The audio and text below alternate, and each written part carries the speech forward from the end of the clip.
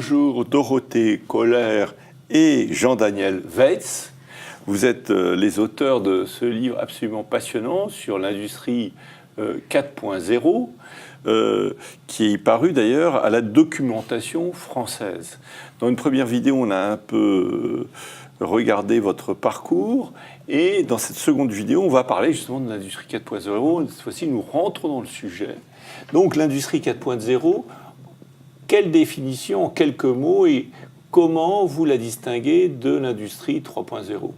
Alors, la définition simple qu'on pourrait en donner, c'est produire des biens personnalisés au même coût que ceux de la production de masse. Voilà. Très bien, donc il y a le fait que grâce à l'informatique et à la robotique liée à l'informatique, on va pouvoir faire des produits uniques à peu près au même coût que un multiple. Donc c'est un peu la mort du Fordisme, en quelque sorte. C'est très clairement l'expression de ce message 4.0 qui est de dire on renverse le paradigme fordien. Là où on produisait effectivement des biens, alors c'est plus vraiment le cas aujourd'hui, notamment dans l'industrie automobile qui était le modèle de cela, mais je pense qu'on peut donner l'exemple de cette usine Audi d'Ingolstadt où les voitures ne sont plus sur une ligne, c'est plus un flux relativement linéaire depuis le moment où on fabrique la carrosserie, on assemble la carrosserie de la voiture jusqu'au moment où elle sort de ligne, mais où la voiture, là, une fois que la carrosserie est peinte, va être mise sur un chariot, ce qu'on appelle un SGV, un chariot automatisé, et va rejoindre, en fonction des besoins et des différentes cadences et de la productivité de l'usine, des îlots de montage divers où vont être réalisées les différentes opérations qui permettent d'arriver au produit fini qui est la voiture.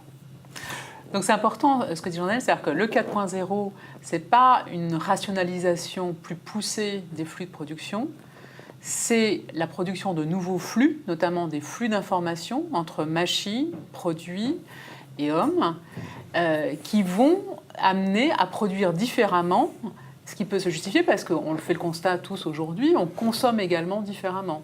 Donc c'est véritablement un nouveau paradigme industriel qui est en train de s'imposer à nous. Alors, en quoi cette nouvelle manière de produire crée de la valeur ? Puisque si c'est au même coût qu'un produit en série, mais c'est un produit unique, certes, il y a déjà une valeur ajoutée du fait de cette singularité, parce que beaucoup de personnes veulent avoir un produit unique pour se différencier. Enfin, c'est un peu le principe de la haute couture. Mais au-delà de cela, quels sont les enjeux de compétition derrière ? Ça crée d'abord de la valeur, effectivement, comme vous le dites, pour le consommateur, pour l'utilisateur final, qui effectivement va avoir un bien personnalisé. Alors un exemple qu'on aime bien donner, c'est celui, par exemple, des chaussures, les chaussures Adidas avec l'usine Speed Factory. Bon, c'est vrai qu'aujourd'hui, on peut commander des chaussures qui sont individualisées. Le seul souci, c'est que vous allez les attendre 4 semaines, le temps qu'elles arrivent d'Asie du Sud-Est par container.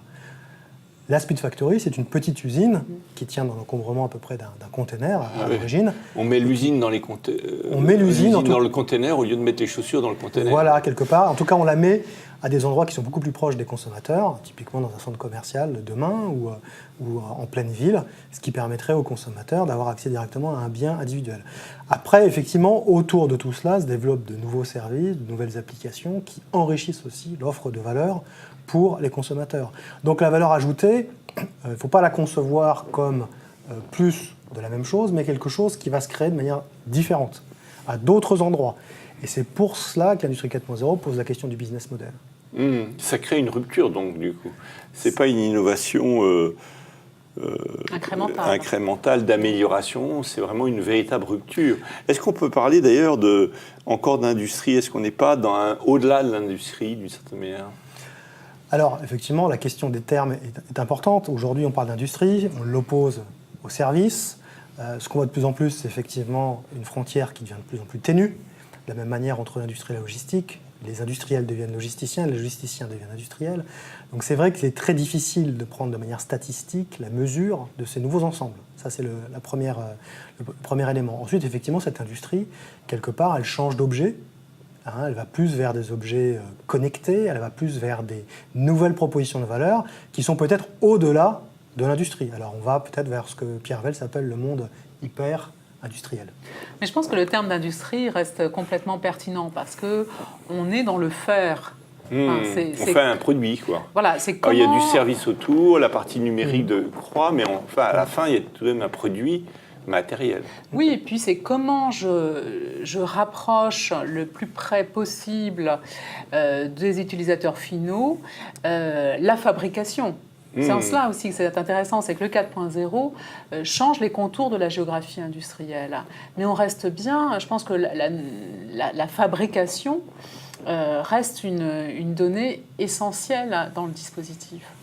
Alors, est-ce que cette flexibilité nouvelle qui permet de produire chaque produit dans sa singularité, avec une singularité, est-ce que ce n'est pas aussi un énorme avantage par rapport à la flexibilité qui est même un des forts enjeux du futur, c'est-à-dire être flexible, pouvoir transformer ces produits en fonction de la mode, des choses comme ça.